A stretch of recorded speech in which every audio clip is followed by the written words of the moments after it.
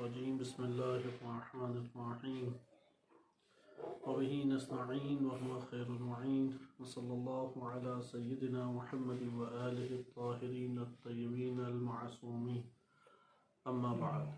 ہماری آج کی گفتگو حسن و جمال عاشورہ کے موضوع پر حسن و جمال وفا کے اوپر ہے۔ کربلا کے اندر امام حسین علیہ السلام نے وفاداری کی جو مثال پیش کی اور جس ایک عظیم تاریخ کو رقم کیا، وہ بشریت کی تاریخ میں ہمیشہ ایک اسوہ کی حیثیت رکھتی ہے۔ آپ نے حسن و جمال کے مختلف مظاہر کربلا کے میدان کے اندر ملاحظہ کیے، اور اس دوران امام حسین علیہ السلام کے ساتھیوں کے جہاں اوصاف ہمارے سامنے آتے ہیں، وہاں پہ ہم لوگوں کے لیے ایک درس ہدایت اور ایک درس عبرت بھی ہے کہ اپنی زندگیوں میں ہم جو فرصت کے لمحات کاٹ رہے ہیں، ان فرصت کے لمحات میں ہم اپنے اندر انہی اعلیٰ ترین اوصاف کو وجود دیں۔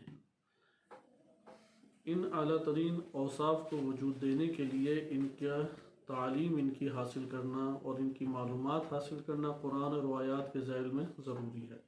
بالفاظ دیگر، امام حسین علیہ السلام کی حقیقی معرفت اور انصار امام حسین علیہ السلام کے کمالات کا اپنی نوعیت کے مطابق ادراک اسی وقت ہمارے لیے ممکن ہے کہ جس وقت ہم انہی اعلیٰ ترین کمالات کے تناظر میں امام حسین علیہ السلام اور ان کے انصار کی قربانی کو ملاحظہ کریں۔ آج کے دن ہم جمال وفا کو دیکھیں گے۔ سب سے پہلے دیکھیں کہ وفا کا معنی کیا ہے، کیونکہ یہ موضوع قدرے ایک تفصیلی موضوع ہے، اور چونکہ ہر صحابی امام حسین علیہ السلام کا اور اہل بیت علیہ السلام کے گھرانے کا جو فرد کربلا کی سرزمین پر موجود تھا، وہ ایک اعلیٰ ترین ہمارے پاس نمونہ اور مثال ہے وفاداری کا۔ آج کے دور میں بہت سارے انسانی کمالات ہیں جن کو ہم زبانی کلامی تو یاد کرتے ہیں، لیکن معاشرے کے اندر ہمیں ان کی کوئی نمونہ یا نظیر دکھائی نہیں دیتی، یعنی قلیل سے قلیل ان اقدار کی طرف انسانیت کا رجحان ہو چکا ہے، اور اس کی بنیادی ترین وجہ مادیت کا مکتب پڑھ لینا ہے۔ انسان مادیت کا مکتب پڑھ لیتا ہے، حب الدنیا کو اپنے دل میں پیدا کرتا ہے، اور یہ انسان کو کھینچ کے اس دنیا کی طرف لے جاتی ہے، اور انسانیت کی اعلیٰ اقدار کہ جو انسان کے وجود میں پائے جائیں، جس سے انسان کی قیمت بنتی ہے اور جس سے انسان جو ہے وہ باعظمت بنتا ہے، اصلاً انسان اس کی طرف توجہ ہی نہیں کرتا۔ یہ بلا شبہ آج کے دور میں بڑے سانحات میں سے ہے۔ ہم آئے دنیا وفا کو دیکھتے ہیں کہ وفا کہتے کسے ہیں، وفا کیسے جنم لیتی ہے، اور وفا کا سلیقہ ہمارے اہل بیت علیہ السلام نے ہمیں کیسے سکھایا ہے۔ کلمہ وفا، اس کے اصلی حروف ہیں واو فا یا، واو فا یا، اسی سے وفات بھی ہے۔ کلمہ وفات عربی کا لفظ ہے کہ جو اردو میں بھی استعمال ہوتا ہے، اسی سے متوفا ہے، اسی سے یتوفا ہے۔ قرآن میں یہ کثرت سے کلمہ استعمال ہوا ہے۔ کلمہ وفا کے اہل لغت نے، جو لغت کے ماہرین ہیں، انہوں نے معنی ذکر کیے ہیں، سب نے تقریباً ایک جیسے ہی معنی ذکر کیے ہیں۔ ہم دو تین بڑی لغات سے اس کے معنی کو ملاحظہ کر لیتے ہیں۔ موجم المقاییس اللغہ، جو کہ قدیمی ترین ہمارے پاس لغت ہے، کیونکہ قرآن اور روایات اہل بیت علیہ السلام کے وہ معنی جو قدیمی لغات میں آئے ہیں وہی ہمارے لیے معتبر ہیں، لیکن جو بعد کے زمانے میں آئے ہیں، چونکہ الفاظ کے معنی ممکن ہے تبدیل ہوں یا اس کے افراد اور مصادیق میں تبدیلی آتی ہے، اس وجہ سے بعد کے جو لغات ہیں، بعد کی لغات، وہ قرآن اور حدیث کو سمجھنے کے لیے ہمارے لیے معاون نہیں ہیں۔ ہمارے پاس جو قدیمی طور پہ لغات آئی ہیں، ان میں ایک اہم ترین لغت ہے معجم المقاییس اللغہ۔ اس میں انہوں نے ذکر کیا ہے وفا کا معنی کہ عہد و پیمان کو اکمال اور اتمام کرنا۔ دو لفظ انہوں نے استعمال کیے ہیں۔ ایک لفظ ہے اتمام اور ایک لفظ ہے اکمال. جیسے کہ ذکر کرتے ہیں کہ کلمۃ تدل علی اکمال و اتمام، یعنی وہ کلمہ کہ جو تمام کرنے اور کامل کرنے کے اوپر دلالت کرے. وفا کا مطلب ہے خود ہی ذکر کرتے ہیں، یعنی اتمام العہد. آپ نے عہد و پیمان باندھا، اگر آپ نے عہد و پیمان باندھ کر اس کو مکمل بھی کیا، اس کو پورا بھی کیا، اس کو ہم کہتے ہیں وفا. اچھا، اکمال یعنی پائے تکمیل تک پہنچانا. اردو میں اس کا ترجمہ بہترین بنتا ہے پائے تکمیل تک ایک شے کو پہنچانا. مثلا آپ نے ایک عہد و پیمان باندھا اور اس کو آپ نے پائے تکمیل تک پہنچایا، اکمال الشرط، اسے کہا جائے گا وفا. اس کو اس طرح سے بھی ذکر کر سکتے ہیں سمجھنے کے لیے. مثلا آپ نے کسی بندے کو معاہدہ کیا، اس سے عہد و پیمان باندھا کہ میں تمہیں 10 قسطوں میں تمہارے پیسے واپس کروں گا. آپ نے 9 قسطیں واپس کر دیں تو یہ وفا نہیں کہلائے گا، کیونکہ ابھی تمام نہیں ہوئی قسطیں، ابھی وہ پائے تکمیل تک آپ کی بات یا آپ کا قول نہیں پہنچا. لہذا اس جگہ پہ کیسے ہمارے پاس پائے تکمیل تک پہنچے گا؟ ہمارے پاس یہاں پہ پائے تکمیل تک اس صورت میں پہنچے گا کہ ہم پوری کی پوری 10 قسطیں اسے پہنچا دیں. جیسے ہی 10 قسطیں پہنچائیں گے یہ وفا کہلائے گا، یعنی پورا کرنا. وفا کا آسان ترجمہ آپ کر سکتے ہیں کہ ایک شے کا مکمل کرنا، ایک شے کا پورا کرنا. البتہ وفا عہد و پیمان کے ساتھ منسلک ہے. عہد و پیمان کے بغیر وفا کوئی خاص معنی ہمارے ساتھ یا ہمارے پاس نہیں رکھتا. بیعت ایک قسم کا عہد و پیمان ہے. لہذا جہاں عہد و پیمان کی بات کی جاتی ہے، اس عہد و پیمان کے تناظر میں پھر اس کے اکمال کی بھی بات کی جاتی ہے.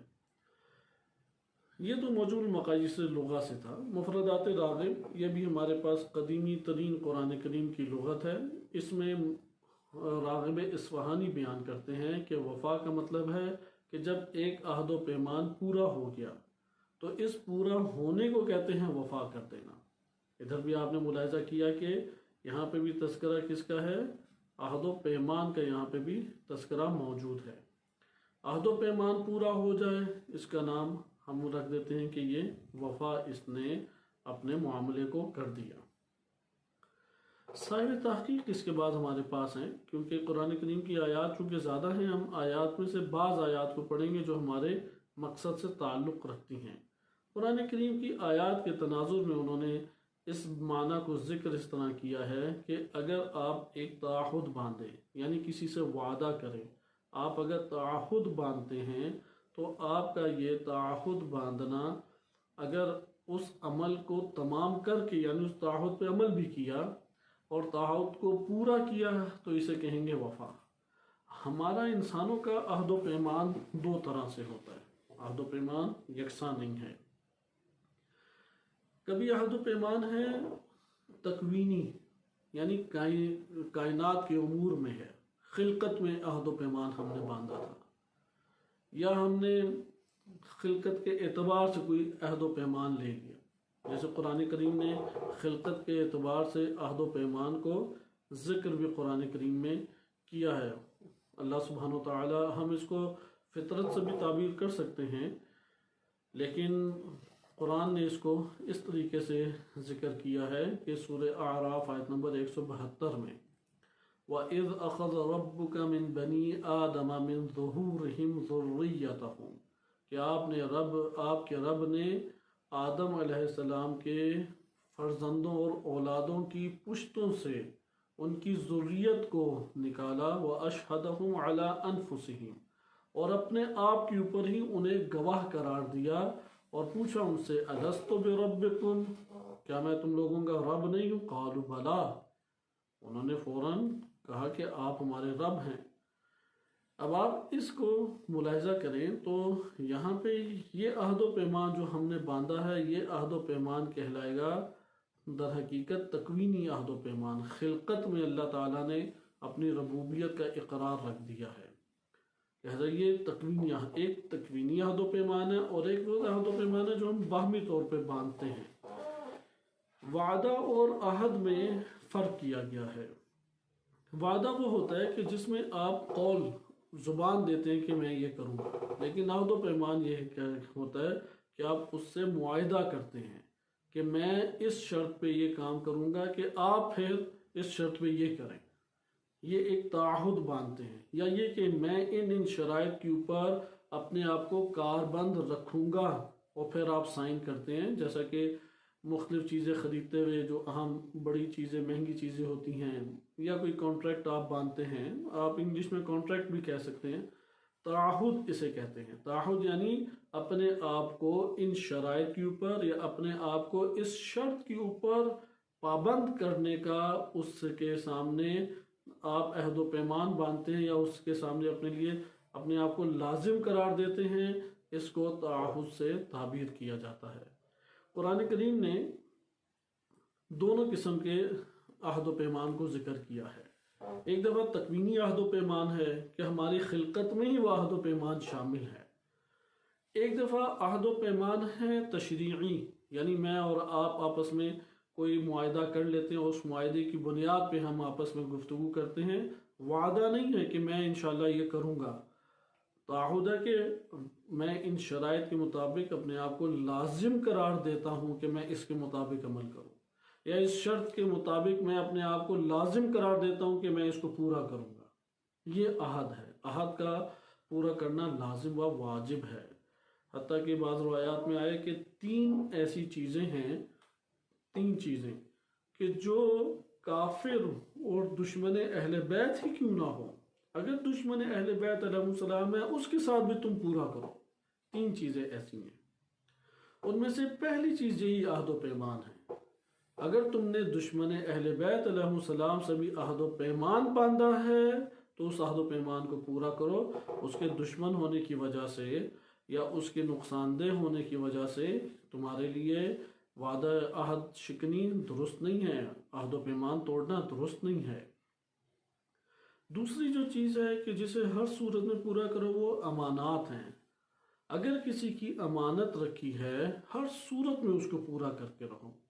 اس روایات نے باقاعدہ ان مضامین کو ذکر کیا ہے۔ بہرحال یہ آپ نے عہد و تعہد یا عہد و پیمان کی 2 صورتیں دیکھ لیں، جسے آپ کہتے ہیں ایک قسم کا میں نے فلاں سے کانٹریکٹ کیا ہے۔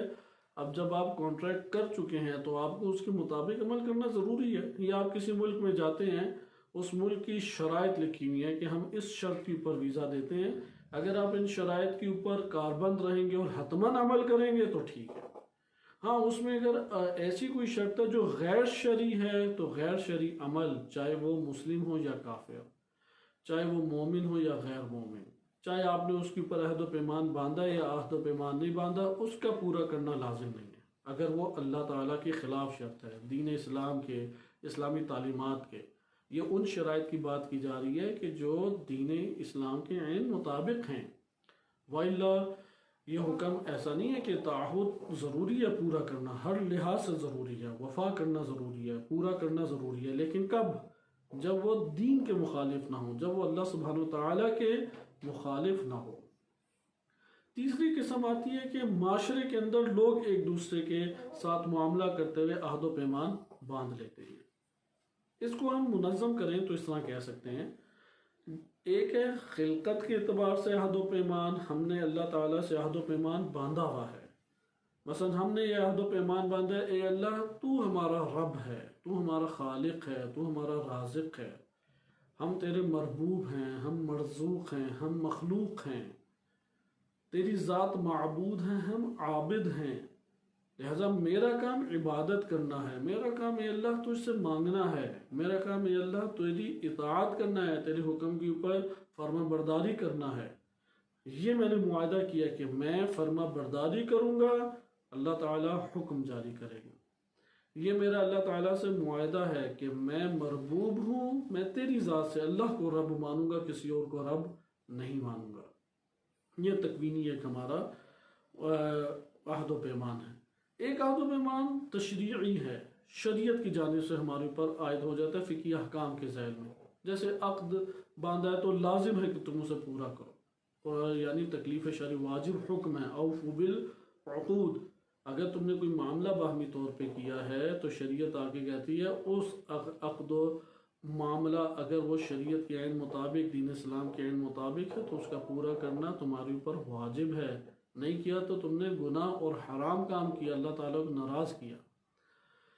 تیسرا ہے کہ معاشرے کے اندر لوگ ایک دوسرے کے ساتھ مختلف طرح سے چیزوں میں عہد و پیمان باندھ لیتے ہیں۔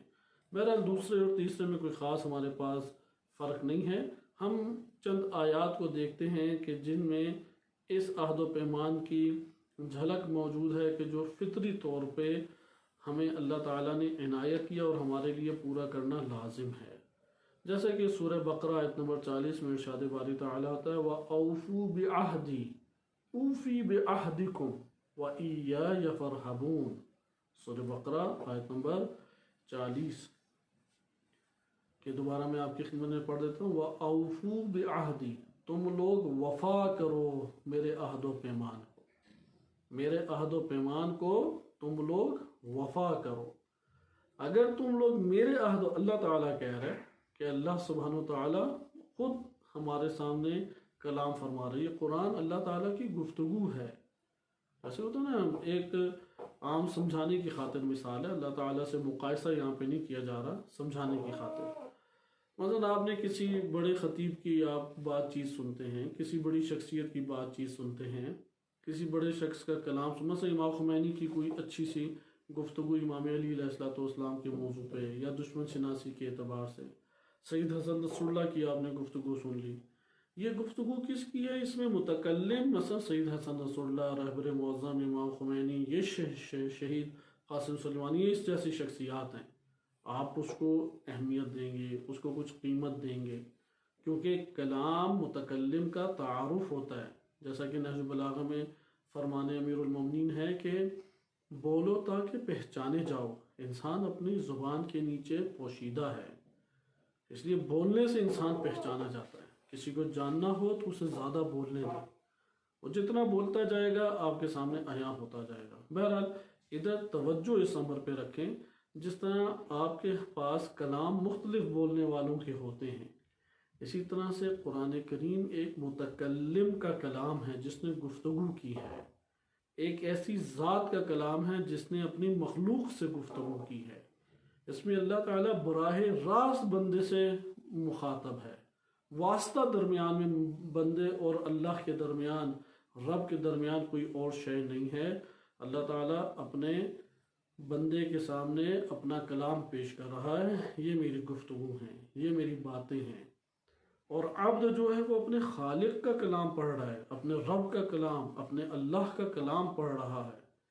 جیسا اللہ سبحانہ وتعالیٰ دیکھیں کیا فرما رہا ہے وَأَوْفُوا بِعَهْدِي أُوفِ بِعَهْدِكُمْ، میرے عہد کو تم وفا کرو، میں تمہارے عہد کو وفا کروں گا۔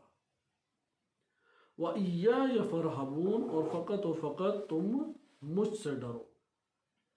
یا اسی طریقے سے ایک اور جگہ پہ سورہ رعد آیت نمبر 20 میں ارشاد باری تعالیٰ ہوتا ہے الَّذِينَ يُوفُونَ بِعَهْدِ اللَّهِ وَلَا يَنْقُصُونَ الْمِيثَاقَ، وہ لوگ جنہوں نے اللہ کے عہد کو وفا کیا اور اللہ کے عہد کو توڑا نہیں، اس میثاق کو انہوں نے توڑا نہیں۔ یہ آپ نے ملاحظہ کیا کہ ان جگہوں پہ جو عہد ہمارے پاس ہے، اس کو آپ تشریعی طور پہ بھی عہد لے سکتے ہیں کہ اللہ تعالیٰ نے خصوصی طور پہ عہد کی بات کی ہے، اور ان عہد سے ان عہد کی نوعیتوں سے وظائف بھی ہمیں اپنے پتہ لگتے ہیں۔ لہذا اس جگہ پہ توجہ کریں کہ خداوند متعال نے عہد کے اعتبار سے ہمارے اوپر کیا کیا چیزیں عائد کی ہیں، بس ادھر ایک ضابطہ آ گیا کہ اللہ تعالیٰ فرما رہا ہے کہ تم میرے عہد کو پورا کرو، میں تمہارے عہد کو پورا کروں گا، یعنی اوفو بعہدی اوفی بعہدکم، کہ تم لوگ میرے عہد کو اوفو بعہدی اوفی بعہدکم، سورہ بقرہ آیت نمبر 40 میں۔ اس کے ذہن میں امام معصوم کی بڑی خوبصورت ایک روایت موجود ہے۔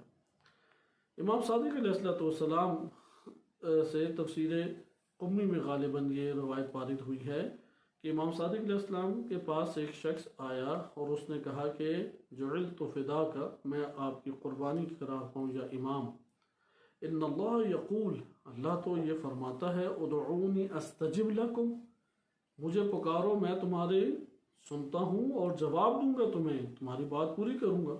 وَإِنَّا نَدْعُو فَلَا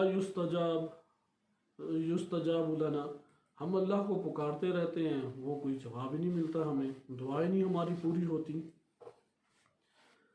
قال، امام علیہ السلام نے فرمایا لِأَنَّكُمْ لَا تَفُونَ اللَّهَ بِعَهْدِهِ، یہ اس لیے دعا پوری نہیں ہوتی کیونکہ تم اللہ کے عہد و پیمان کو پورا نہیں کرتے، وفا نہیں کرتے۔ وَإِنَّ اللَّهَ يَقُول، اللہ یہ فرماتا ہے اوفو بعہدی اوفی بعہدکم، تم میرے عہد و پیمان کو وفا کرو، میں تمہارے عہد و پیمان کو وفا کروں گا۔ واللہ، امام فرماتے ہیں قسم بخدا، لو وفیتم للہ، تم اللہ کے عہد و پیمان کو پورا کرو، لا وفى اللہ لکم، اللہ تمہارے عہد و پیمان کو حتماً و حتماً پورا کرے گا۔ آپ نے ادھر ملاحظہ کیا کہ یہ جو اوف بعہدی ہے، اس کا تعلق اس قدر گہرا ہے استجابت دعا کے ساتھ۔ انسان بعض کو دعائیں کرتا رہتا ہے، کئی اسباب ہیں تاخیر استجابت کے، دعا کے دیر سے قبول ہونے کے کئی اسباب ہیں، لیکن ان میں سے ایک اہم ترین سبب کیا ہے؟ اللہ سبحانہ و تعالیٰ کی بارگاہ میں اس کے عہد و پیمان کو پورا نہ کیا جائے۔ ادھر سوال پیدا ہوتا ہے اللہ کا عہد و پیمان کیا ہے؟ اللہ سبحانہ و تعالیٰ کا عہد و پیمان یہ ہے کہ اللہ کو رب مانا جائے، اس کی عبادت کی جائے، اس کی اطاعت کی جائے، اللہ تعالیٰ کے کہنے کے اوپر سارے اعمال انجام دیے جائیں۔ اسی لیے بعض روایات میں جیسے الکافی میں روایت ہے اور صحیح سند روایت ہے یہ کہ یہ جو آیت سورہ بقرہ کی آیت نمبر، میں نے آپ کی خدمت میں آیت نمبر 40 پڑھی ہے، اس کے ذیل میں امام صادق علیہ السلام فرماتے ہیں کہ اللہ عز و جل کا یہ جو فرمان ہے وَأَوْفُوا بِعَهْدِي، امام فرماتے ہیں کہ اللہ کا یہ کہنا میرے عہد کو پورا کرو، تو اللہ کا عہد کیا ہے؟ امام فرماتے ہیں بِوِلَایَةِ امیر المؤمنین علیہ السلام، امیر المؤمنین علیہ السلام کی ولایت کا اوپر ایمان لاؤ۔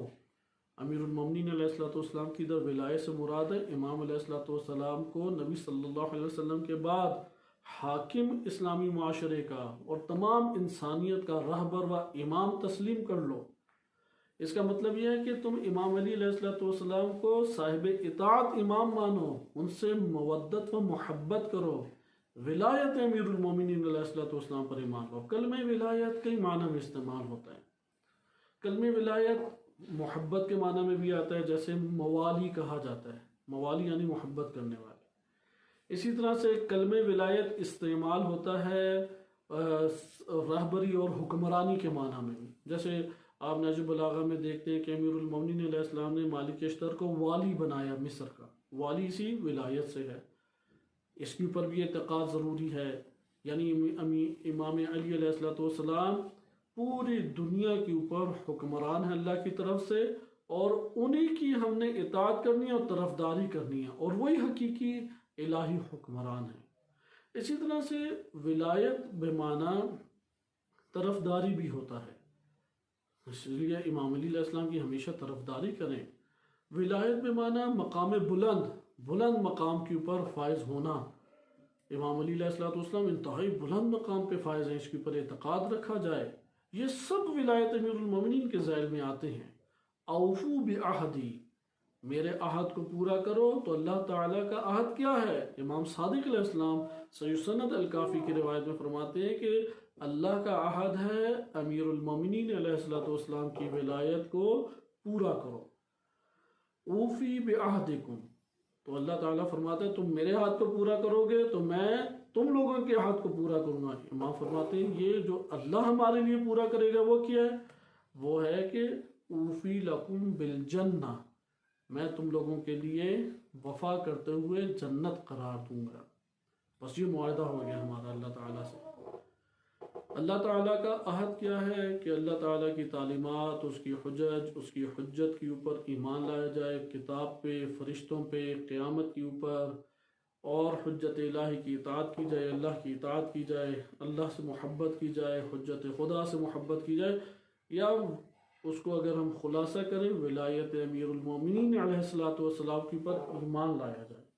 اللہ تعالیٰ کہتا ہے اگر تم نے میرا یہ عہد پورا کیا تو میں پھر تم لوگوں سے جو میں نے عہد باندھا ہے، اور وہ کیا ہے، میں تمہیں جنت دوں گا، تو میں تمہارا عہد پورا کروں گا۔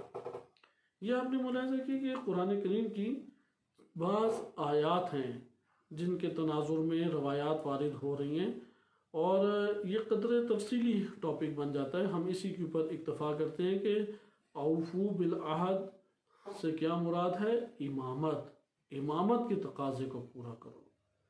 کربلا در حقیقت اسی وعدہ الہی کی عملی جھلک ہے، کربلا در حقیقت اسی آیت کی عملی تفسیر ہے۔ یہ کوئی کتاب پہ لکھی تفسیر نہیں ہے۔ کربلا عمل سے، خون سے لکھی گئی تحریر کی تفسیر ہے۔ ماں نے اپنے بیٹے وفا کر دیے، قربان کر دیے۔ جوانیاں جو کربلا میں موجود تھے کہ خوب شباب جن کے اوج کے اوپر تھا، جن کی جوانیاں تازہ تازہ ابھری ہوئی نکھری ہوئی تھیں، انہوں نے اپنی جوانیوں کو امام حسین علیہ السلام پہ قربان کیا۔ شیرخوار بچوں نے اپنے آپ کو امام حسین علیہ السلام پہ قربان کیا، اور بعض اصحاب کے یہ کلمات وارد ہوئے ہیں کہ آخری سانسیں جب نکل رہی تھی تو انہوں نے پوچھا کہ وفی تو، میں نے مکمل وفا کر دی؟ امام حسین علیہ السلام نے فرمایا کہ بالکل، اور میں جنت میں تم لوگوں کے مقام دیکھ رہا ہوں، رسول سے ملاقات ہو تو میرا سلام رسول کو کہنا، کہ ابھی انشاءاللہ تعالی ہم پڑھیں گے۔ جیسا یہ ہے مقام وفا، مر جائے اور موت آ جائے تب تک نبھانا ہے اس عہد کو۔ اللہ کا عہد پوری زندگی ہے، ایک دفعہ زیارت کر کے ختم نہیں ہوتا، اگرچہ زیارت بھی ایک نوع عہد ہے۔ یہ جو عہد ہے اس کی متعدد ہمارے پاس صورتیں ہیں۔ عہد کے بعض عمومی قرآن میں پیغام بھی آیا ہے، وَأَوْفُوا بِالْعَهْدِ إِنَّ الْعَهْدَ كَانَ مَسْئُولًا۔ اوفو و اوفو بالعہد، سورہ اسراء آیت نمبر 24 میں ہے کہ اوفو بالعہد، اپنے عہد کو تم پورا کرو، اس عہد کے بارے میں یاد رکھو، سوال پوچھا جائے گا۔ بہت قرآن کی اہمیت کی حامل یہ آیت ہے کہ اوفو بالعہد، اس عہد سے کیا مراد ہے؟ یہ بھی وہی عہد ہمارے پاس آتا ہے کہ جس کو قرآن ذکر کرتا ہے، اوفو بالعہد، کہ پوچھا جائے گا اس عہد کے بارے میں۔ بس آپ نے دیکھا ہے انسان کی زندگی در حقیقت وہ ایفا سے باہر نہیں ہے، وفا سے باہر نہیں ہے۔ جب تک زندہ ہے تب تک وفا کرنا انسان کے لیے ضروری ہے، اور اس عہد و پیمان کے بارے میں سوال ہوگا۔ انسان یہ نہ سمجھے کہ انسان عام زندگی بسر کرتا رہے، کچھ کھایا کمایا، گھر میں سو گیا، اور اسی طرح عمر کٹ گئی تو اب وہ خواب دیکھے بلند مقامات کے۔ تو یہ زندگی انسان کی نقصان دہ اور خسارے کی زندگی ہے، کیونکہ جب انسان خرید و فروخت میں مشغول ہوتا ہے، جب انسان کسب معاش میں مصروف ہوتا ہے، جب انسان اپنے امور کے لیے نکلتا ہے تو اس کی توجہ اللہ تعالیٰ سے ختم ہو جاتی ہے، بٹ جاتی ہے۔ بالفاظ دیگر آپ اگر قرآن کریم کے تناظر میں منافقت کا موضوع تیار کریں تو آپ کو پتہ لگ جائے گا کہ زندگی خسارے میں کس کی ہے۔ خسارے میں زندگی امیر غریب ہونے سے نہیں ہوتی۔ وہ شخص خسارے میں نہیں ہے جس کا زمین پہ کوئی گھر ہی نہیں بنا، وہ شخص خسارے میں نہیں ہے کہ جس کا مہینے کا خرچ پورا ہی نہیں ہوتا، لیکن ممکن ہے وہ شخص خسارے میں ہو جس کے کئی گھر ہوں، وہ شخص خسارے اور نقصان میں ہو کہ جس کے پاس کئی مہینوں کا راشن موجود ہے، بڑی بڑی اس کی رقمیں بینک میں محفوظ ہیں، ممکن ہے خسارے میں ہو۔ ممکن ہے کہ وہ شخص خسارے میں ہو کہ جہاں پہ محافل میں جائے تو لوگ عزت سے کھڑے ہو جائیں، لیکن خسارے میں ہے۔ خسارے سے جو انسان کو نکالتی ہے صفت، وہ ہے وفا۔ وفا انسان کو خسارے سے نکالتی ہے۔ اس لیے وفا کی صفت کو انسان حاصل کرے، بے شک جتنی سختیاں آ جائیں، وفا کی صفت تو پہچانی ہی سختیوں میں جاتی ہے، وإلا نہیں پہچانی جاتی۔ اگر کسی کو جیل کا ڈر نہیں ہے، اگر کسی کو جان کا ڈر نہیں ہے، اگر کسی کو مال کا ڈر نہیں ہے، نفس بھی اس نیکی کو انجام دینے کی طرف راغب ہے، مجھے بتائیں کہ کون سا ایسا شخص ہے کہ جس سے یہ نیکی صادر نہ ہو؟ یہ تو کافر و مشرکین سے بھی نیکی صادر ہو جائے گی۔ اس کا نفسانی رجحان بھی ہے، نہ مالی نقصان ہے، نہ جانی نقصان ہے، نہ کوئی اور مرض یا ضرر ہے، تو یہ نیکی کیوں نہیں انجام دے گا؟ لیکن وفا میں انسان کے لیے مشقت ہے، وفا کو انجام دینے میں ذمہ داری ہے، وفا کو انجام دینے کے لیے اور تمام کرنے کے لیے اپنے عہد کو جان کی بازی لگانے پڑتی ہے۔ اور اگر اس عہد و پیمان کو لے لیں جس کا تعارف قرآن کریم کرا رہا ہے، یعنی امامت، یعنی ولایت، یہ تو تا مرتے دم تک ہے۔ ولایت یعنی صراط مستقیم، صراط مستقیم کو ترک نہیں کرنا تاکہ اللہ کی عبادت جنم لیتی رہے۔ امیر المومنین علیہ السلام کو ہم کیوں نہیں ترک کرتے؟ تاکہ توحید ہمیں امیر المومنین علیہ السلام کی راہ سے صحیح توحید حاصل ہو، تاکہ صحیح عبادت کا طریقہ حاصل ہو۔ آج اگر ائمہ اطہار علیہ السلام ہمیں نماز کے صحیح طریقوں کی رہنمائی اور ہدایت نہ فرماتے، ہم میں سے کس کو نماز پڑھنا صحیح آتی؟ آج اگر روزوں کی ہمیں تعلیم نہ فرماتے، ہم میں سے کون روزے رکھ کے اللہ کی عبادت کرتا؟ اس لیے ولایت کا مقام ہے۔ جو ولایت سے دور ہوا گویا کہ سب عبادتوں سے دور ہو گیا اور ہدایت سے دور ہو گیا۔ اس لیے اللہ تعالیٰ فرماتا ہے وَأَوْفُوا بِعَهْدِي، میرے اس عہد ولایت کو پورا کرو، کیونکہ اللہ تعالیٰ کی تمام عبادتیں اسی ولایت سے جنم لیں گی۔ اگر ولایت کو آپ اپنے معاشرے کے اندر برسر اقتدار ہونے کا موقع نہ دیں اور اس کی حمایت نہ کریں اور وہ حاکم نہ بنے جو ولی اللہ کی طرف سے ہے، مجھے بتائیں عدل و انصاف کہاں سے آئے گا؟ کائنات میں جو بھی امام معصوم اور ان کے بعد جو فقیہ نامدار عادل شخصیت ہے، اس کے علاوہ کوئی بھی عدالت کو نافذ کرنے کا نعرہ لگاتا ہے، وہ جھوٹ بولتا ہے۔ وہ کیسے نعرہ لگاتا ہے جبکہ اپنے وجود میں ہی عدالت کو برپا نہیں کر سکا؟ لہذا آپ نے ملاحظہ کیا کہ ولایت وہ اللہ سبحانہ و تعالیٰ کی راہ کا واحد ذریعہ ہے، اس کے علاوہ کوئی اور ذریعہ ہمارے پاس نہیں ہے۔ ہمیں عبادات ولایت امیر المومنین علیہ السلام سے معلوم ہوتی ہے، ہمارے پاس عدالت کا نظام امیر المومنین علیہ السلام کی ولایت سے پورا ہوتا ہے، حق اور باطل کی تشخیص امیر المومنین علیہ السلام کی ولایت سے ہوتی ہے۔ لہذا کس طریقے سے ہو سکتا ہے کہ ولایت سے ہٹ جائے، عبادت بھی انجام دے رہا ہے، عدل بھی آ رہا ہے، حق پہ بھی چل رہا ہے؟ نہیں، یہ چیزیں جمع نہیں ہو سکتی۔ لہذا امامت و ولایت، اس کے ساتھ ہمارا جو عہد و پیمان ہے، یہ تا مرگ چلے گا، تا موت چلے گا۔ جب تک مر نہیں جاتے تب تک اس سے ہمارا چھٹکارا نہیں ہے، جب تک مر نہیں جاتے تب تک ہم اس کے ساتھ پابند ہیں۔ اگر نہ کیا تو ان العہد کان مسئولا، اس عہد کے بارے میں اللہ سوال کرے گا، یہ شخص تو نے کیا عہد و پیمان نبھایا یا نہیں نبھایا؟ لہذا قرآن کریم نے اسی عہد و پیمان کی پھر مثالیں متعدد جگہوں پہ دی ہے۔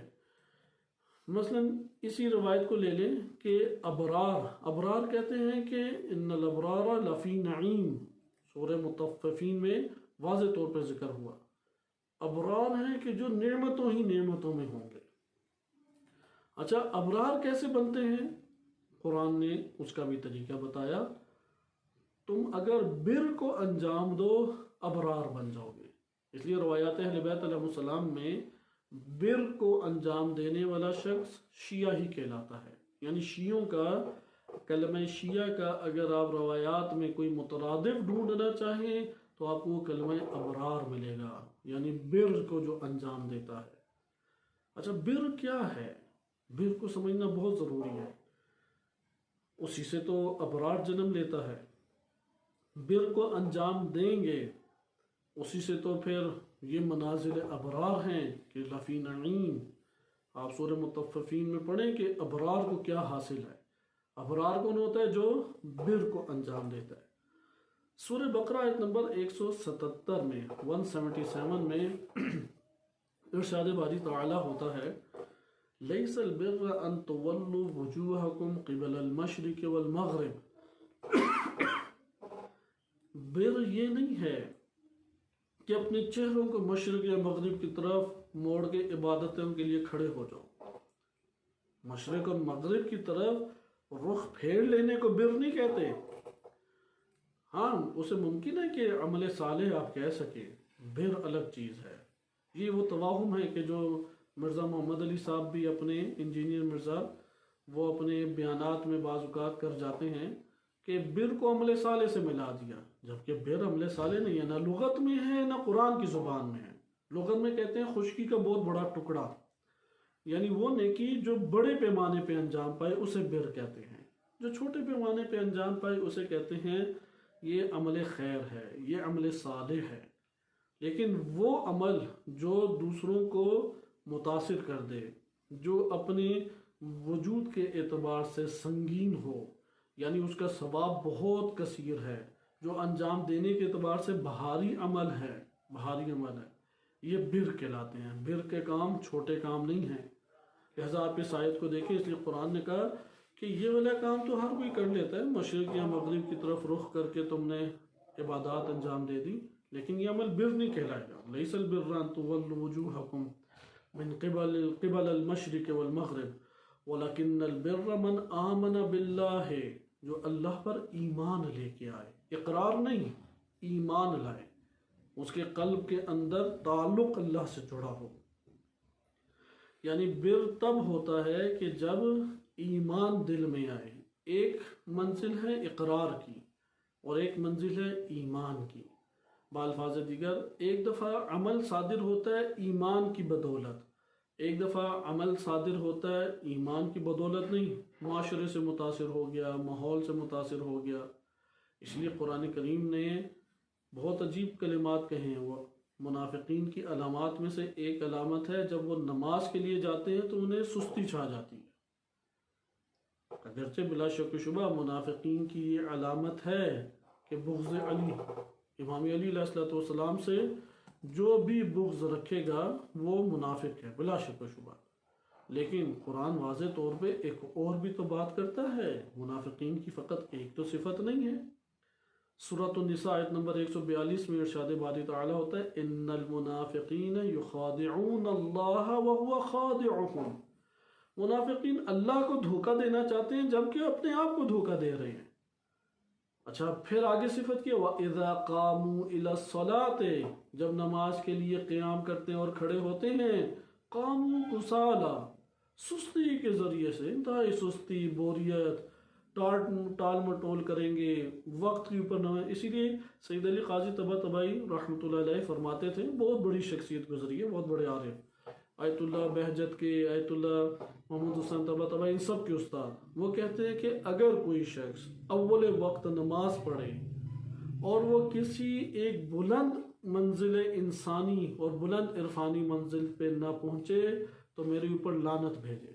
ہو نہیں سکتا کہ اول وقت نماز پڑھے اور وہ ایک مقام کے اوپر نہ پہنچے، یا وہ آج جائے اور روز قیامت میرا گریبان پکڑے۔ یہ کلمات آغا بہجت نے خود، یہ ریکارڈڈ ہے آغا بہجت کے یہ کلمات، انہوں نے خود بیان کیا کہ میں نے اپنے استاد سید علی قاضی طباطبائی سے خود یہ بات سنی ہے، اور پھر بات سنانے سے پہلے کہتے ہیں بہت بڑی بات کی ہے انہوں نے، بہت بڑی بات سید قاضی نے، کہتے ہیں اگر کوئی شخص اول وقت نماز پڑھے اور کسی بلند مقام کے اوپر نہ پہنچے، معنوی مقام کے اوپر نہ پہنچے تو میرے اوپر لعنت بھیجے۔ پھر کہتے ہیں بہت بڑی یہ بات ہے، واقعی چھوٹی بات نہیں ہے، یہ اتنا وثوق اور ٹھوس انداز میں، اور یہ قرآن کے بھی عین مطابق ہے، کیونکہ سستی کریں تو اول وقت نماز کبھی نہیں پڑھ سکتا۔ اول وقت وہی پڑھ سکتا ہے کہ جو سستی بھگائے۔ ہاں سستی چھا رہی ہوتی ہے، کام اپنی طرف کھینچ رہے ہوتے ہیں، دیگر چیزیں، وہ کہتے ہیں نہیں سب کام ایک طرف، اور وہ نماز کے لیے کھڑا ہو جاتا ہے۔ اور اس کی مثالیں بھی ہیں، ہمارے ایک دوست ہیں، ان کا شیخ برادری سے تعلق ہے، اپنا واقعہ خود سنا رہے تھے کہ کیونکہ شیخ تاجر لوگ ہیں، پیسہ بعض کے پاس بہت ہے، بعض بیچارے متوسط اور غریب ہیں، یہ مالدار شیوخ کی بات ذکر کر رہے تھے، لیکن ان کی بات واقعاً ایک متاثر کن تھی اس اعتبار سے۔ اب وہ کاروباری لوگ ہیں اور پیسہ بھی اس کے پاس کثیر ہے، لیکن واقع آپ دیکھیں کہ انسان کے اندر واقع ایک تحرک کو پیدا کرتا ہے۔ اب ہمارے جو دوست ہیں وہ خود طالب علم ہیں، سینئر طالب علم ہیں حوزہ علمیہ کے۔ ان شیخ نے عراق میں زمین خریدنی تھی حرم امام حسین علیہ السلام کے پاس، تو وہاں پہ بات چیت کرنے کے لیے کوئی ایسا شخص چاہیے تھا جسے عربی بھی آتی اور وہ قابل اعتماد بھی ہو، تو انہوں نے اسی کا انتخاب کیا کیونکہ مومن بندے ہیں، قابل اعتماد ہیں، جو ہمارے برادر دوست ہیں، سینئر عالم دین اور طالب علم بھی ہیں۔ بہرحال وہ کہتے ہیں کہ میں چلا گیا، میرے پاس ایک لیپ ٹاپ ہی تھا، انہوں نے ٹکٹ بھیجی جہاز کی، گئے تو انہوں نے جب ہم نے بیگ پکڑے تو بیگ 2 بیگ تھے پورے کے پورے ڈالر سے بھرے ہوئے تھے۔ کہتے ہیں آپ خود اندازہ لگانے کتنے، کیونکہ مہنگائی بھی عراق میں بہت ہے، اب پورے ڈالر سے بھرے ہوئے ہیں، صرف کہتے ہیں مجھے پتہ ہے اور انہیں پتہ ہے۔ کہتے ہیں میں اندر بڑا احساس ہو رہا تھا کہ یار عجیب بندہ ہے، کوئی 2-4 اور بندے ہوتے کوئی حادثہ پیش آ سکتا ہے، کچھ بھی ہو سکتا ہے۔ بہرحال وہ مطمئن، انہوں نے نجف میں اترے، نجف سے اب گاڑی بک کی کیونکہ وین وغیرہ میں جانا نہیں چاہتے تھے، خود یہ نہیں جانا چاہ رہا تھا، ان کو ٹینشن نہیں تھی اس کی، حالانکہ وہ تاجر ہے جو پیسے گنتا ہے، اس کے اندر زیادہ پیسے کا حرص آتا ہے، اس لیے یہ نہ سمجھیں کہ مالدار لوگوں سے مال نکلوانا آسان ہے۔ دنیا میں سب سے مشکل کام مالدار بندے سے مال نکلوانا ہے، کیونکہ وہ مرض جب پیسہ آتا ہے تو امراض لے کے آتا ہے، اس لیے وہ ہمیشہ مالدار بندہ کہ میرے پاس تو کچھ ہے ہی نہیں۔ اور قرآن نے بھی یہ بات بیان کی، وَيْلٌ لِكُلِّ هُمَزَةٍ لُمَزَةٍ الَّذِي جَمَعَ مَالًا وَعَدَّدَهُ۔ آگے قرآن بیان کرتا ہے کہ وہ مال کو جمع کرتا ہے اور گنتا رہتا ہے، اب اتنے ہو گئے، اب اتنے ہو گئے، اب اتنے ہو گئے، کیونکہ مال آتا ہے تو مرض لگتا ہے اندر، حرص کا مرض، جماوری کا مرض، بخل کا مرض، تکبر کا مرض، کئی امراض لے کے آتا ہے، مگر یہ کہ کوئی ان امراض سے اپنے آپ کو نجات دے دے، مثلا متقی نیک بندوں میں رہے، اللہ کی راہ میں خرچ کرتا رہے، اسی طریقے سے اعتماد کی فضا پیدا کرے دینی طبقے میں، اور خود سے خدمات آگے بڑھ کے جانے وغیرہ۔ بہرحال یہ موضوع بھی ہمارا نہیں ہے۔ وہ کہتے ہیں کہ ہم کربلا گئے، اب ہوٹل ہم نے بک کرایا تھا، کہتے ہیں ہوٹل کے سامنے وہ ٹیکسی رکی ہے کیونکہ کربلا کے حالات بھی ناامن ہیں، اور ڈکی میں وہ سارے کے سارے بیگ پڑے ہوئے ہیں، تو اس نے اب اندر کمرے میں جانا، ہوٹل سے ریسپشن سے چابیاں لینا اور ہوٹل میں کمرے تک جانا، انہوں نے وہ گاڑی میں جب وہ گاڑی مثلا گلی میں گھسی ہے تو اذان شروع ہو گئی، حرم کی اذان شروع ہوگی، حرم کے قریب ہی جگہ تھی، اور جب وہ گاڑی رکی ہے تو ابھی اذان درمیان میں ہے، یعنی ٹیکسی رکی ہے تو اذان درمیان میں ہے، وہ اترتے ساتھ مسجد حرم کی طرف چل پڑے۔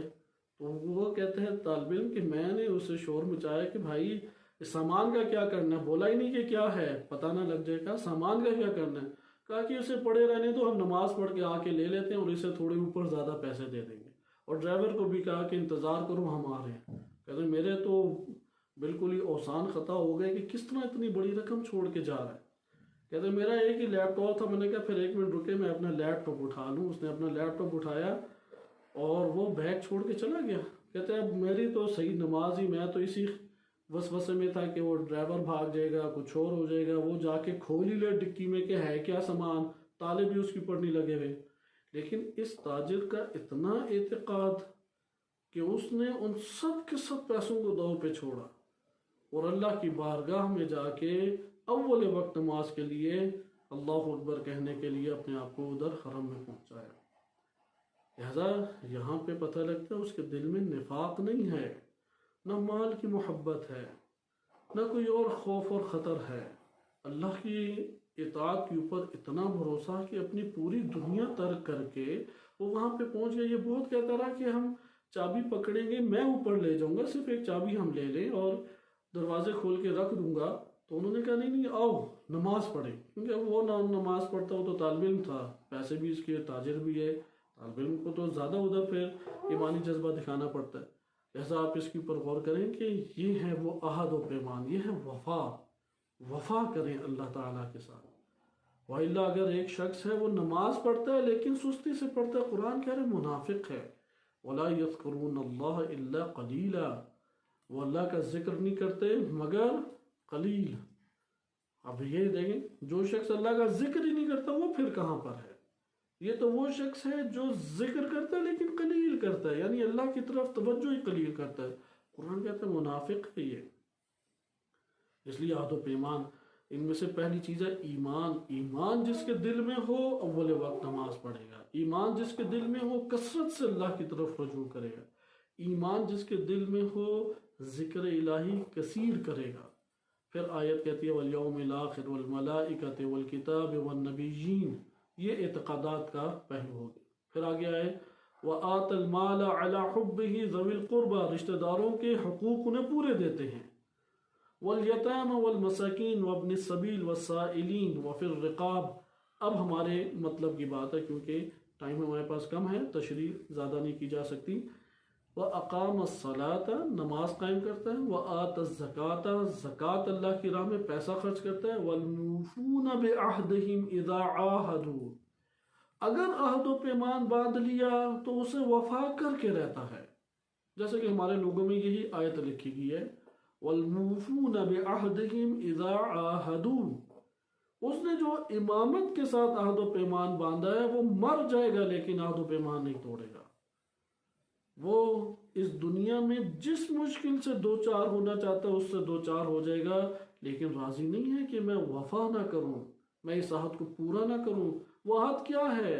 ایمان لاؤ ولایت اور امامت پہ، اطاعت کرو، محبت کرو ان ہستیوں سے، محبت کے جذبوں سے آگے بڑھو۔ لہذا آپ نے ملاحظہ کیا کہ وَالْمُوفُونَ بِعَهْدِهِمْ إِذَا عَاهَدُوا، اگر کوئی شخص امامت کے ساتھ اپنے عہد و پیمان کو نبھاتا ہے، یہ ہے بر، اس کو کہتے ہیں بر، اور بر انجام پائے تو اس سے ابرار بنتا ہے۔ مثلا ایک نیک کام ہم نے کرنا ہے، ٹھان لیے، اسے انجام دے کے رہیں، خطرات تو آتے ہی ہیں، اگر اس باب سے نہیں آئیں گے کسی اور باب سے آئیں گے۔ کتنے افراد ہیں کہ جنہیں ایئرپورٹ میں پکڑ کے 4 دنوں کے لیے بند کر دیا، ان کے وہم و گمان میں بھی نہیں تھا۔ کتنا ہی اچھا ہوتا ہے، دین کی خاطر اس نے یہ سختی اٹھائی ہوتی، کتنا ہی بہتر ہوتا ہے، امام حسین علیہ السلام کی راہ میں اس نے یہ سختی اٹھائی ہے، وہ بیچارہ اپنی دنیا میں مست اس دنیا میں جا رہا ہے، ادھر سے اٹھا کے اسے ادھر بند کیا، ادھر کوئی ایکسیڈنٹ ہو گیا، ادھر کوئی فلاں مشکل پڑ گئی، ادھر اس کے یہ مسئلہ پیش آ گیا۔ آخر امام حسین علیہ السلام کی راہ اور ولایت کے عہد و پیمان سے بھاگے گا تو کیا اسے سکون میسر آ جائے گا؟ کیا اس کی جان بچ جائے گی؟ کیا تکلیفوں سے بچ جائے گا؟ نہیں، تکلیفیں دنیا کی راہ میں بھی ہیں، تکلیفیں امام حسین علیہ السلام کی راہ میں بھی ہیں۔ انتخاب انسان کر لے۔ یزیدیوں کو بھی نیزے اور تلواریں لگتی تھیں اور انہوں نے بھی زخم چکھے، ان کی بھی خواتین بیوہ ہوئی، ان کی بھی بچے یتیم ہوئے۔ ادھر جو امام حسین علیہ السلام کے ساتھ تھے ان کے ساتھ بھی یہ سارے کے سارے امور انجام پائے۔ انتخاب راہ کا ہم نے خود کرنا ہے۔ لہذا وفا ایک ایسی صفت ہے جو انسان کو ابرار بناتی ہے۔ اسی طرح قرآن کریم نے جو بر کی بات کی ہے، بر ایک عام چھوٹا سا کلمہ نہیں ہے، ایک عام چیز نہیں ہے۔ سورہ آل عمران آیت نمبر 92 میں ارشاد ہوتا ہے لن تنالوا البر حتى تنفقوا مما تحبون۔ اصلاً بر پا ہی نہیں سکتے اس وقت تک نہیں پا سکتے جب تک جس سے سب سے زیادہ محبت کرتے ہو اس کو اللہ کی راہ میں خرچ نہ کر دو۔ اگر آپ بشریت کی تاریخ اٹھائیں، آپ کو فقط اور فقط رسول اللہ صلی اللہ علیہ وآلہ وسلم کا گھرانہ ایسا ملے گا کہ جس میں ہر وہ شے کہ جس سے انسان محبت کرتا ہے وہ اللہ کی راہ میں خرچ ہو گئی، انفاق ہو گئی۔ مثلا انسان مال سے محبت کرتا ہے، شہرت سے محبت کرتا ہے، منصب سے محبت کرتا ہے، اس سے بڑھ کر اپنی جان سے محبت کرتا ہے، اولاد سے محبت کرتا ہے، ان سب سے بڑھ کر اپنی ناموس اور عزت سے محبت کرتا ہے۔ مجھے بتائیں کون سی چیز ہے جو کربلا میں اللہ تعالیٰ کے لیے خرچ نہیں کی گئی؟ چھوٹے چھوٹے بچے کی قربانی، خوبصورت ترین اپنے فرزند کی قربانی، حتیٰ کہ جناب بنت علی علیہ السلام ان کی چادر کی قربانی، یہ قربانی کوئی آسان قربانیاں نہیں ہیں۔ اس لیے ابرار میں سے تھے یہ ہستیاں، ابرار۔ لن تنالوا البر حتى تنفقوا۔ ابھی تو نیند قربان کرنا مشکل ہو جاتی ہے، ابھی تو اپنا درد قربان کرنا مشکل ہو جاتا ہے، جسم سے بڑی محبت ہے، نفس کہتا ہے تم آرام کرو، ادھر سے تعلیمات کہتی ہیں کہ تم تھوڑی زحمت کرو، تو وہ کہتا ہے کہ نہیں، یہ نفس کی پہلے بات مان لیں، لہذا قربان کرے گا تو بر کو حاصل کرے گا۔ اگر کسی مدرسے کو امام بارگاہ کو چیز دینی ہے تو ساری سیکنڈ ہینڈ چیزیں ادھر پکڑا لو، وہ رکھی ہیں، بچہ جو نہ کارا نہ اہل ہو چلو مدرسے میں ڈال دو، جو چیزیں نہیں چل رہی وہ ساری سیکنڈ ہینڈ مسجد کو پکڑا دو، مسجد میں جائیں وہ چیزیں بیچاری چلتی نہیں، یا اللہ کو لطف ہوتا ہے تو بعض کا چل پڑتی ہیں، اور پھر وہ سوچتا ہے کہ میں نے صدقہ بھی دیا، حتیٰ کہ بعض اوقات تو یہ منظر دیکھنے کو ملتا ہے پیسے گم گئے، اب ڈھونڈ ڈھونڈ کے بندہ تھک گیا، ملتے ہی نہیں ہے، کہتے چلو اللہ کی راہ میں صدقہ ہو گیا۔ نعوذ باللہ، اللہ تعالیٰ کیا حکیم ذات نہیں ہے؟ یعنی ہمیں پتہ لگتا ہے کہ ہمارے ساتھ کون کیسا سلوک کر رہا ہے، یہ کیسا سوٹ بندے نے دیا ہے، یہ کیسا پرفیوم دیا ہے، یہ کیسا ہدیہ اور تحفہ دیا ہے، اچھا ہے برا ہے، اعلیٰ ہے ردی ہے، خالص ہے کھوٹا ہے، ہمیں پتہ لگتا ہے، نعوذ باللہ اللہ کو نہیں پتہ لگے گا؟ اس لیے اللہ تعالیٰ نے تو اپنے لیے سب سے بہترین چیز چاہی ہے، یہ ہمیں یاد رکھ لینا چاہیے۔ اللہ تعالیٰ کو کھوٹی چیزیں، پرانی چیزیں، سیکنڈ ہینڈ چیزیں یہ نہ سمجھے کہ ہاں نہیں وہ قبول کر لے گا، وہ رحیم ہے، معاف کر دے گا، قبول نہیں ہے اللہ کی بارگاہ میں۔ اس لیے اللہ تعالیٰ نے جب جانور کی قربانی کی بات کی تو کون سا جانور اللہ کی بارگاہ میں قربانی کے قابل ہے؟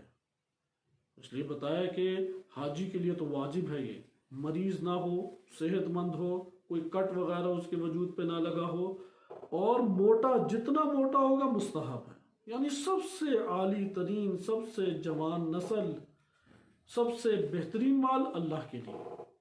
اسی طریقے سے اللہ نے مریض کے اوپر جہاد ساقط کر دیا ہے، مریض جا کے جہاد کرے، جہاد نہیں ہے۔ اللہ نے مریض کے اوپر روزہ ساقط کر دیا، روزہ صحت مند سے چاہیے، جو اچھا کھا سکتا ہے، جو اچھا پی سکتا ہے۔ انسان سوچتا ہے جب شوگر ہو جائے گی، کوئی بلڈ پریشر کا مرض لگ جائے گا، فلاں فلاں امراض لگ جائیں گے، اب میں جا کے جہاد کے لیے پیش کر دوں گا اور مر بھی جائیں گے تو شہادت کی موت نہیں۔ اللہ تعالیٰ کو دھوکہ نہیں دے سکتے، یہ منافقین کی سوچ ہے۔ وہ ہیں یخادعون اللہ وہو خادعہم، وہ اللہ کو دھوکہ دینا چاہتے ہیں، اللہ دھوکہ نہیں کھاتا، یہ اپنے آپ کو دھوکہ دے رہے ہیں۔ اللہ کو صحت مند، تندرست، جوانی کے عالم میں عبادات چاہیے، جوان کی عبادتیں چاہیے، نہ کہ بڑھاپے میں جب نہ عقل کام کرتی ہے، نہ جسم کام کرتا ہے، نہ اعصاب قائم ہیں، نہ زبان سے کچھ صحیح طرح ادا ہوتا ہے، ضعف کمزوری ایسی ہے کہ زبان سے کچھ ادا ہی نہیں ہو رہا، دیکھنے والا سمجھتا ہے یار ماشاءاللہ بڑا عبادت گزار ہے، اصل مسئلہ اس سے کچھ ہو ہی نہیں رہا، اس وجہ سے خاموش ہے۔ وہ جا نماز کے اوپر بیٹھے تو اب اٹھ ہی نہیں سکتا صحیح طرح سے، اس لیے بیٹھا ہے، اس کے پاس کوئی کام کرنے کوئی نہیں ہے، اس لیے تسبیح پھیرتا رہتا ہے، وَإِلَّا حقیقت اس کی وہی پرانی ہے۔ لہذا اللہ تعالیٰ کو خالص مال چاہیے، خالص مال۔ لَن تَنَالُوا الْبِرَّ حَتَّى تُنْفِقُوا مِمَّا تُحِبُّونَ، جو پسند محب ہے، محبت ہے جس سے، وہ قربان۔ اولاد سے محبت ہے، اسے مدرسے بھیجیں۔ وہ جو سب سے لائق فائق ہے، جسے پیسہ کمانے کا اور اسے ATM مشین کی طرح پیسہ نکالنے کا ذریعہ مستقبل میں بنایا گیا، اس کو پکڑ کے مدرسے میں بھیجیں، یہ اللہ تعالیٰ کو سب سے اعلیٰ ترین چیز دی۔ لہذا انسان اللہ کو دھوکہ نہیں دے سکتا۔ اگر کربلا کی طرف آئیں تو وفا کے بہت ہی خوبصورت مناظر ہیں۔ کربلا وفا کی ایک عظیم اور بہترین داستان ہے، انسانیت کو وفا کے سلیقے سکھانے والی ایک داستان وہ کربلا ہے۔ اگر کوئی اہل کربلا کو پڑھے اور وفا کے طریقے نہ سیکھے، یہ نہیں ہو سکتا۔ اس لیے قرآن کریم نے بھی بیان کیا کہ من المؤمنین رجال، مومنین میں رجال ہیں، صدقو، انہوں نے سچا کر دکھایا، ما عاہد اللہ علیہ، اللہ سے جو عہد و پیمان باندھا تھا اس کو سچا کر دکھایا۔ اس کی حقیقی تصویر کشی سورہ احزاب آیت نمبر 30 ہے۔ مومنین میں ایسے بندے بھی ہیں، من المؤمنین رجال، مومنین میں ایسے بندے بھی موجود ہیں۔ یہ نہ دیکھو کہ کوئی بھی نہیں ہے، تم اپنے آپ کو تیار کرو، اللہ کے خزانے کم تھوڑی ہیں۔ تمہیں اگر اللہ کے خزانے نیک، پاکیزہ، پرہیزگار، مجاہد، خالص بندے نظر نہیں آتے تو زمین پہ ہیں ہی نہیں۔ تمہارا واسطہ سارے کے سارا گناہگار فاسقوں سے پڑ گیا تو اس کا یہ مطلب نہیں پوری دنیا ہی ایسی ہے۔ یہ تمہارا ایک اتفاق یا تم لوگ، تمہاری ایسی محافل ہیں کہ جس میں تم نے صرف مجرمین تک رسائی حاصل کی، وَإِلَّا حقیقت یہ نہیں ہے۔ اس لیے قرآن نے بار بار یہ بیان کیا کہ اگر تم اللہ کے کام نہیں کرو گے تو اللہ کے کام نہیں ہوں گے، تمہیں اللہ تعالیٰ ہٹا کے ایک اور قوم لے آئے گا۔ یحبہم و یحبونہ، اللہ ان سے محبت کرتا ہوگا، وہ اللہ سے محبت کرتے ہوں گے۔ لہٰذا تم یہ نہ سمجھو کہ تم نہیں کچھ کرو گے تو اب تو کچھ بھی نہیں چلے گا۔ اس لیے اپنے آپ کو اس فہرست میں شامل کریں جس فہرست کو قرآن کریم کی یہ آیت بیان کر رہی ہے۔ من المؤمنین رجال، یہ آیت بتا رہی ہے کب تک عہد نبھانا ہے، تم نے کب تک نبھانا ہے۔ من المؤمنین رجال، مومنین میں ایسے مرد بھی ہیں، مرد ہیں، نر نہیں ہے، نر مادہ کے مقابلے میں نر ان سے بچے پیدا کرتے ہیں اور کوئی کام نہیں ہے، مرد ہیں۔ کیا مردانگی کا کام ہے؟ صدقوا ما عاہد اللہ علیہ، اللہ سے جو عہد باندھا تھا اسے سچا کر دکھایا، اس کو کہتے ہیں وفا۔ اس کو کیا کہتے ہیں؟ وفا۔ جو اللہ سے عہد باندھا تھا صدقوا، سچا کر دکھایا۔ فَمِنْهُمْ مَنْ قَضَى نَحْبَهُ، ان میں سے تو بعض ایسے ہوئے کہ جو اس دنیا سے اٹھ کے چلے گئے۔ یہ امام حسین علیہ السلام نے کئی شہدائے کربلا کے لیے آیت پڑھی، وَمِنْهُمْ مَنْ قَضَى نَحْبَهُ۔ مسلم بن اوسجہ کے بارے میں بھی کچھ ایسے کلمات ملتے ہیں کہ وہ جو اس دنیا سے چلے گئے۔ وَمِنْهُمْ، اور جو بچے ہوئے ہیں، جیسے ابھی ہم زندہ ہیں، جو بچ گئے ہیں، جو زندہ ہیں، مَن يَنْتَظِرُ، وہ انتظار موت میں ہیں، فرار موت میں نہیں۔ دونوں میں فرق ہے، موت سے فرار الگ ہے، موت سے انتظار الگ ہے۔ جو وفا کرنے کے در پہ ہوتا ہے وہ موت سے فرار نہیں کرتا، موت کا انتظار کرتا ہے، کیونکہ اس نے تو نبھانا ہی ہے۔ تا دم آخر ہم استقامت کے ساتھ، ولایت کے ساتھ کھڑے رہیں گے۔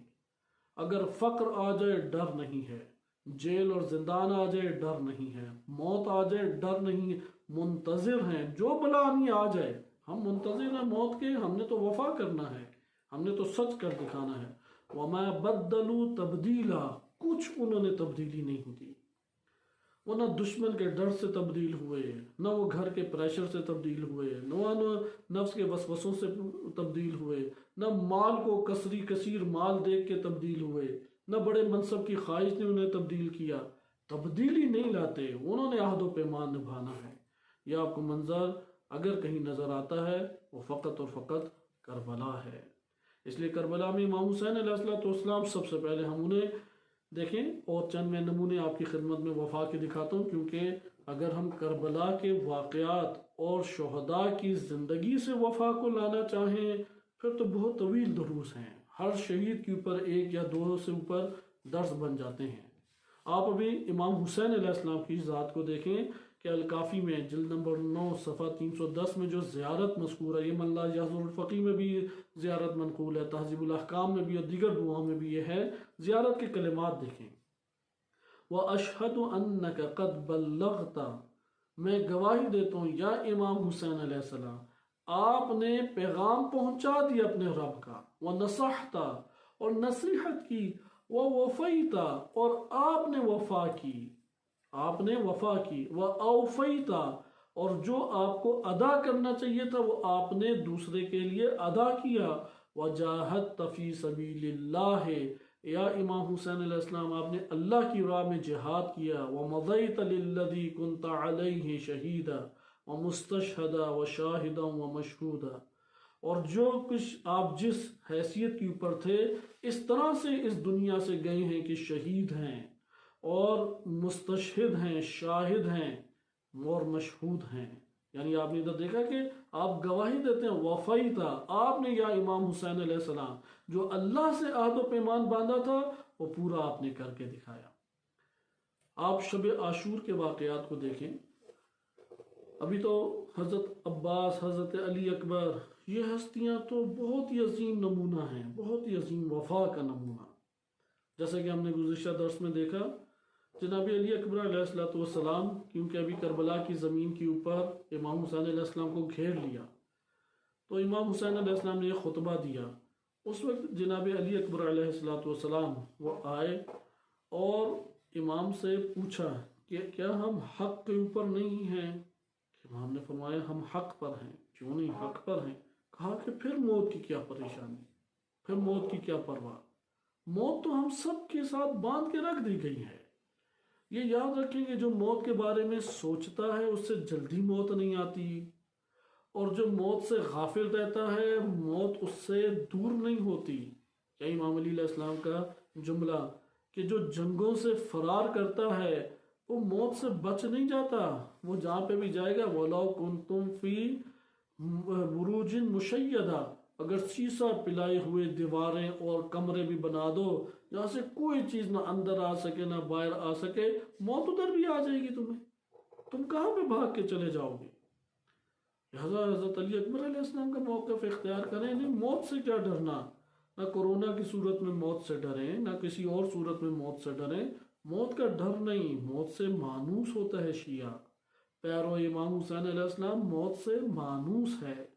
یہ جناب قاسم کے جملات ہیں، وہ کہتے ہیں شہد سے شیریں، سوچے تو صحیح ان کے لیے کیا، یعنی شہد سے زیادہ شیرین ہے ان کے لیے موت، یعنی یہ دنیا ان کے لیے ایک زندان ہے، ایک جیل ہے۔ عمر بن قرطہ انصاری امام حسین علیہ السلام کے صحابی تھے۔ صرف ان کے کلام کو ہم پڑھ کے آج کی گفتگو کو اختتام پذیر کرتے ہیں۔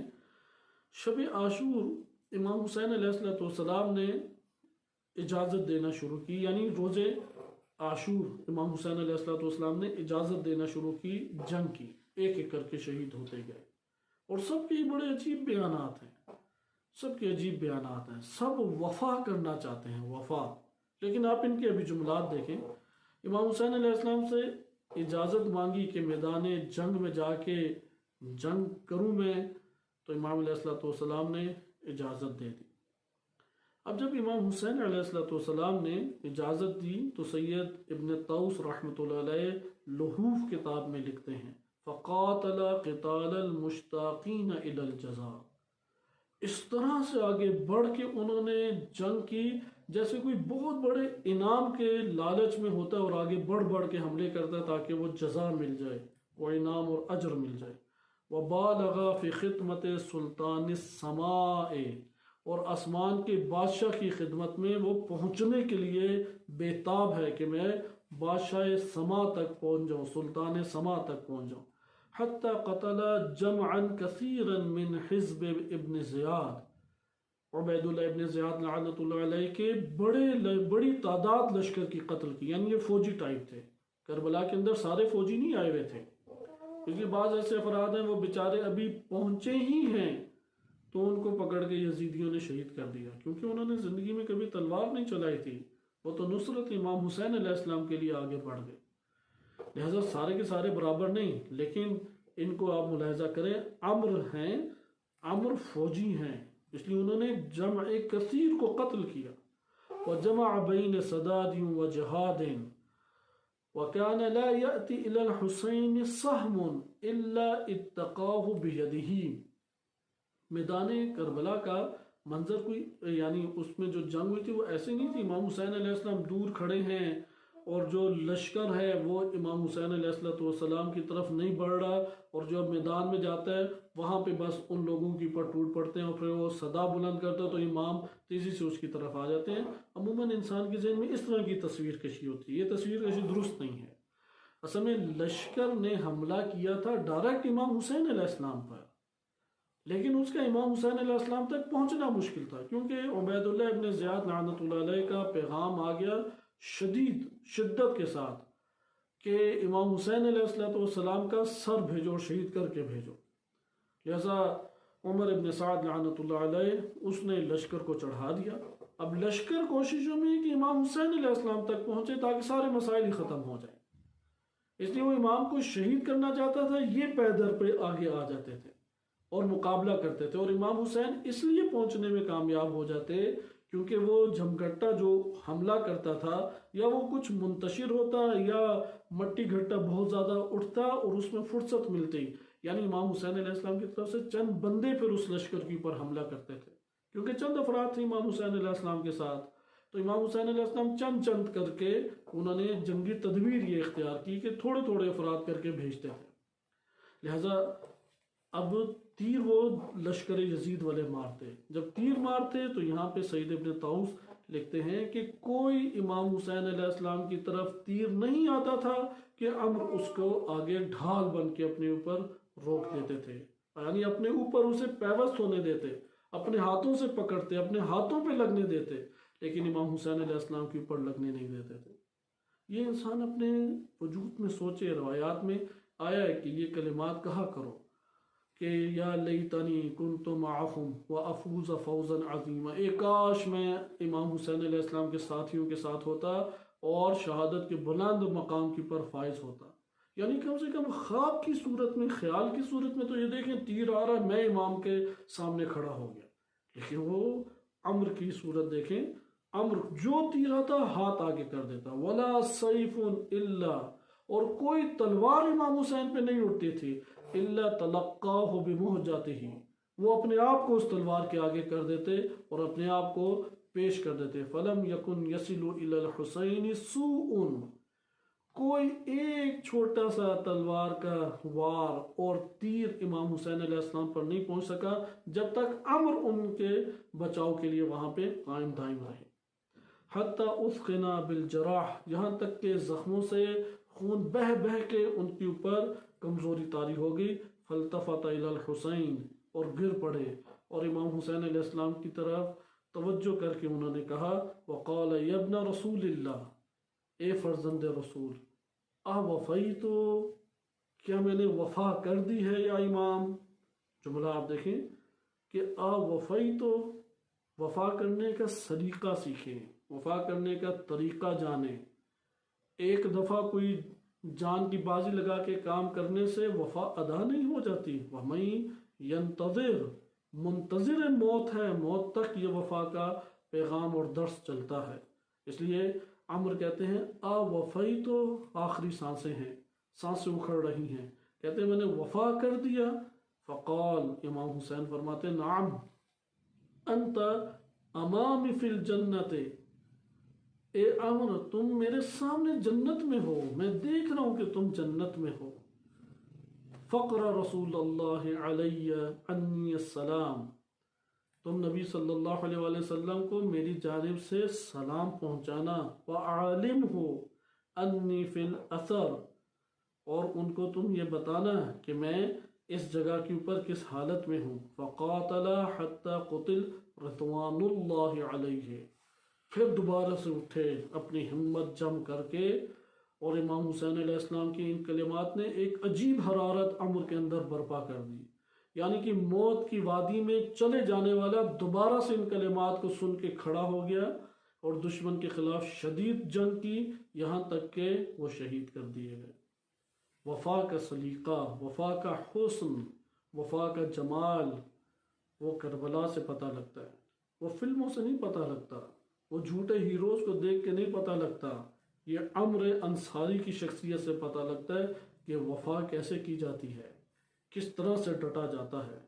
انہی کلمات میں ایک امام حضرت عباس علیہ السلام کے کلمات ہیں، ان کے شعر کو صرف آپ کی خدمت میں پڑھا جاتا ہے، اور یہ اشعار جو ہیں معروف ترین اشعار ہیں کہ جو جناب عباس علیہ السلام کی طرف نسبت دیے گئے ہیں کہ جب پانی لے کے آ رہے تھے تو ان کے ہاتھوں کو کاٹا، تو انہوں نے کہا کہ اب وفا کی نوعیت دیکھیں، کب تک وفا کروں گا اور کس کے لیے وفا کروں گا۔ آج حضرت ابو الفضل عباس علیہ السلام سے یہ درس لیں، کہتے ہیں واللہ ان قطعتم یمینی، قسم بخدا اگر تم میرا دایاں کاٹ دو ہاتھ، انی احامی ابدا عن دینی، میں اپنے دین سے حمایت کرتا رہوں گا، دین کا دفاع کرتا رہوں گا۔ ابھی تو ہمیں کوئی مشکل پیش آتی ہے، سب سے پہلے جو چیز چھٹتی ہے وہ دین ہے۔ عباس علیہ السلام کہتے ہیں مار دو، ٹکڑے ٹکڑے کر دو، میں دین کی حمایت ترک نہیں کروں گا۔ واللہ انی احامی ابدا عن دینی، میں اپنے دین کا دفاع اور حمایت کرتا رہوں گا۔ وعن امام صادق الیقینی، اور اس امام حسین علیہ السلام جو یقین صادق کا امام ہے، جو یقین صادق کا امام ہے، اس امام کی میں حمایت اور اس کا دفاع کرتا رہوں گا۔ نجل النبی طاہر الامینی، یہ تو وہ امام ہے جو نبی کا نواسا ہے اور طاہر پاکیزہ ترین امین شخصیت ہے۔ اس لیے پھر اپنے آپ کو خود ہی، اب ان کا بایاں ہاتھ جب کٹ گیا تو اپنے آپ کو پکار کے کہا یا نفس اے نفس، اپنے آپ کو کہا حضرت عباس علیہ السلام نے، لا تخش من الکفار، اے نفس ان کافروں سے نہ گھبرا، وَأَبْشِرِي بِرَحْمَةِ الْجَبَّارِ، میں اس جبار کی رحمت کی تجھے بشارت دیتا ہوں۔ اپنے خود نفس کو کہہ رہے ہیں، یا نفس لا تخش من الکفار، ان کفار سے مت گھبرا، وَأَبْشِرِي بِرَحْمَةِ الْجَبَّارِ، جبار کی رحمت کی میں تجھے بشارتیں دیتا ہوں۔ مع النبی سید المختار قد قطعوا ببغیہم یساری، کہ میں اس نبی کے ہمراہ کہ جو سید ہے اور جس کو اللہ نے چنا ہے، ان باغیوں نے تو میرے دائیں ہاتھ کو بھی کاٹ دیا، لیکن میں اپنے دین اور اپنے امام کا دفاع نہیں ترک کروں گا۔ یہ ہے سید وفا حضرت عباس علیہ السلام کی کلمات کہ جو سردار و امام وفا ہیں۔ لہذا وفا کا درس ہمیں اپنی زندگیوں میں شامل کرنا چاہیے۔ صلی اللہ علیہ سیدنا محمد و آلہ طاہرین۔